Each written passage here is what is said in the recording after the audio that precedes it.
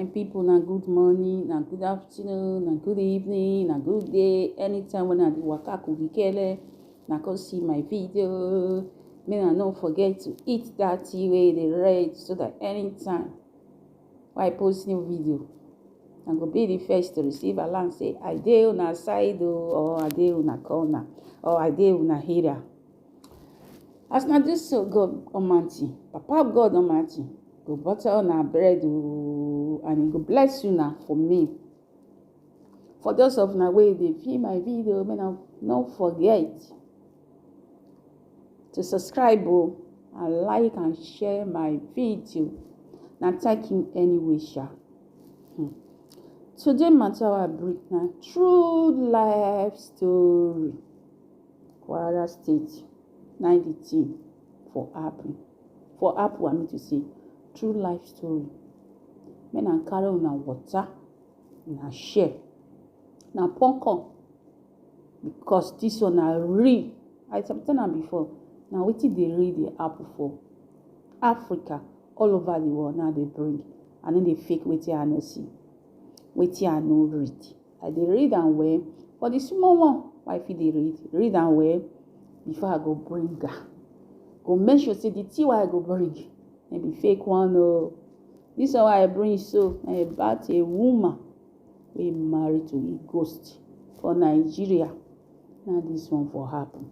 As I see this one shocked me. Shocked me. You know, say when they talk and say people when they marry to people who don't die go, who don't go to Papa God, say they will come back, because they born pikin for planet. They born for this planet where we dey. Me I got the feel say those people they forge am. Say hey, sure, now they forge like again. So now me, cause they waka, so they waka my whole area hello. As I dey waka, now I come see now true say this one they really dey happen. Dey happen for inside Naija where me for come. So today I go dey put the video for now. May na sit down with na popcorn. May na listen to this life story.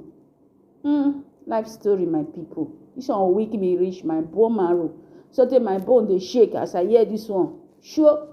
Now so all the hey. Now God go save us no. Those of now when they marry man for Europe, when I don't know where they for come. I don't know whether na spirit na they born for. This story now for now, men I come sit down here. Men I make sure say I know that man riches. Men I make sure say I know that woman riches. Maybe to open leg. Na armor, na go, na bone. I know most of them. They don't go meet Papa God. Whether they come Europe. I know say most of them pass water. Na go begin the born children. But this story na get am for today.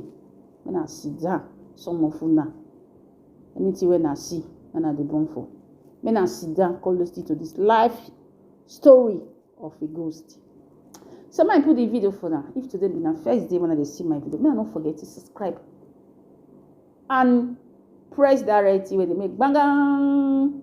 As now do so, area people, God go bless you now for me. Now bye bye. Till next time, I go bring matter for now.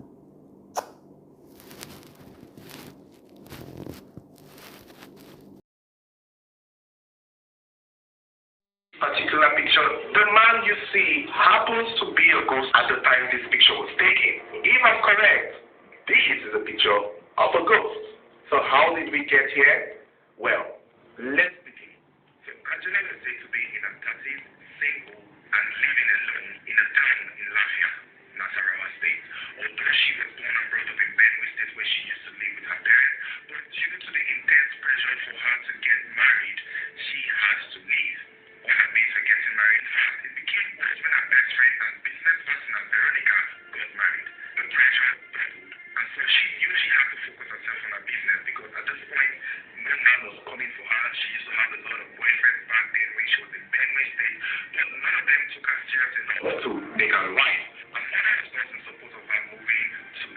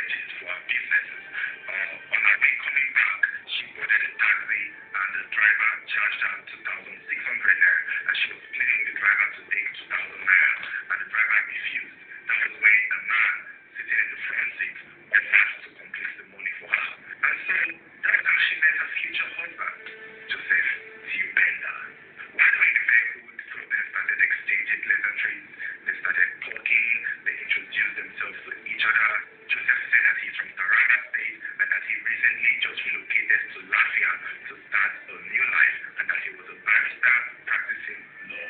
And Angela introduced herself as a businesswoman from Benue State and that she also has been living in Lafia for a while. She even offered to show him around since he was new to that. That was how they basically just connected and became friends. And subsequently, they started dating. For Angela, she has found love. This is all she's been looking for. In fact, at this point, she was not going to even compromise. She was willing to do anything to make this man happy. Hopefully, the man would marry her. Eventually, their dating life became very serious, and so she got pregnant. And now, when Joseph asked for her hand in marriage, Angela was excited. She took Joseph to Benue State to meet her family. The mother was excited because the mother has been rooting for her to get married soon. So this was more like a dream come true for the mother that her daughter is finally getting married in her 30s. Who would have thought? So while they were doing all the rites to the marriage, Joseph was said to have done everything that the people asked him to do regarding the marriage rites. But they refused to take the bride price because from their culture, the thief culture, they frown at men paying bride price for pregnant women.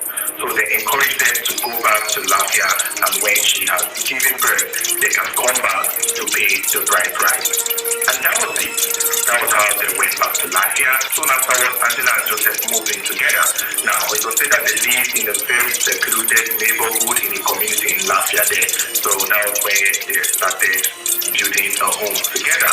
Angela was fully pregnant, and after 9 months, she gave birth to a son, whom they called Joseph Jr. So obviously, things were going well with Angela and her husband. This is all she has always wanted: a man, a family, a business. This was a dream come true for her. However, there were signs that this man was giving to her that would have given her a heads up or given her a hint that at least maybe she wouldn't have thought that her husband was a ghost. It would have made her see that this man was maybe unusually different. These are the signs that Angela claimed she noticed while she was with him that would have probably given her a hint that her husband was a ghost. Now, she only realized all of these signs after the fact. While she was in the marriage, while she was with him, these things did not exactly occur to her that this man was different. One of the first signs that she noticed was that Joseph was unusually quiet. And whenever she confronted him as to why he's so quiet, Joseph always said that he was thinking about his family back home.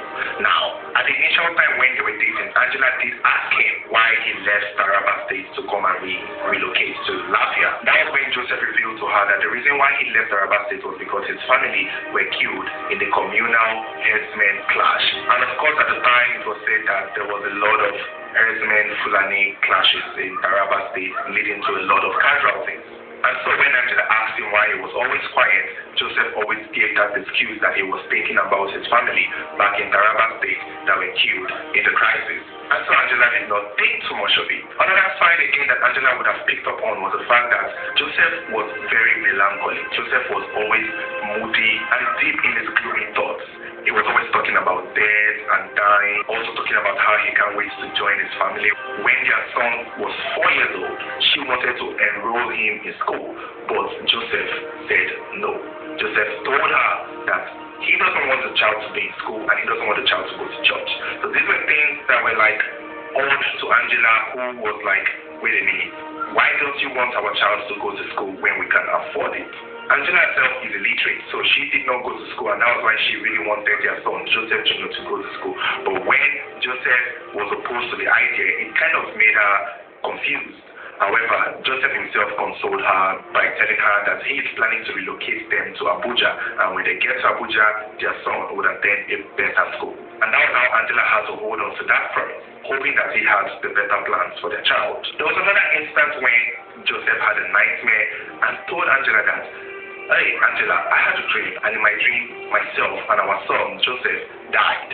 Angela claimed that Joseph told the dream with some sort of joyous attitude. She claimed that Joseph told her the dream in a way that made it seem as if it was something he was looking forward to. Even the dream alone was scary enough, but she didn't think too much of it. She just like, okay, we'll pray over it. And that was how that passed. The next sign that Angela would have picked up on was the fact that Joseph did not have any friends. Now, this was something really serious. According to her, the only time she saw Joseph's friends was during their marriage introduction when they went to Benue State. She claimed that Joseph had a guy and a woman accompanied him to the village because, he's an orphan and he did not have any family. And so she had understood that part. But the two friends who came with him to Benue State to ask for a hand in marriage, Angela claimed that she never saw those two people again, all through the course of their marriage. Even when their child was born, those two people never came to show themselves. Those people never came for the child's naming ceremony. Those people never came to visit. And every once in a while she would ask him, how far are your friends? How are they doing? Are they not going to come and visit? She claimed that Joseph would pick up the phone and talk to them on the phone. And looking back at it then, she realized that maybe he wasn't even talking to anyone on the phone, but just claiming that he was talking to them just so that she can calm down with her suspicion. That is, if at all she was even having any suspicion. So it's ironic that those two friends never showed up again. It's ironic that she never heard from them or even spoke to them on the phone. So it's just a little confusing to her as to how come those friends of his never came around. And he never actually did have any friends in the neighborhood. He never mingled with people in the neighborhood. He never spoke to anyone. And that leads us to the next sign that should have probably given it all away. He had a job. Joseph was a lawyer like he claimed. Joseph claimed to be practicing law. Now, Angela recalled that all through their marriage, she was the one who left early from the house. She usually left first to work, that Joseph left around 8 while she left around 7 to open a business at a shop. So she realized that there is a chance that this man probably never went to work. But while they were in the marriage, whenever she came home, she met her husband, Joseph, at home. And that was when Joseph would tell her, I'm just coming back. I'm just coming back. Oh, I came here before you. Oh, I arrived before you. From what she remembered, she left home daily before him with the hope that he leaves afterwards for work. Whenever she came back, she also believed that he too was just coming back from work. So these things never really occurred to her, but she knew she did not know his job. She never went to his office or wherever he claimed he was working at. All she knew was that he was a barrister and that he had money. He always provided. Even back at home, he was always taking care of her family, and so that was why they didn't even bother him to pay up the bride price, because he was taking care of the people at home. He was taking care of the people at home. So the man always had money. Apparently, it didn't occur to her to check his work. After all, he was providing for the family. But looking back at it now, she realized that maybe this man never indeed even went to work a day. She never even saw any of his co-workers. So this was basically how Angela lived with Joseph all through their marriage, even raising their child. And in as much as this man kept giving her hints, this man kept acting weird and strange, she just couldn't see through all of these things. Because in the end, he was treating her well, he was providing for the family, and she had to stay married because this is what she has always wanted for a long time. However, in March of 2017, everything would change. That was when she would learn the biggest secret that her husband has been keeping from her.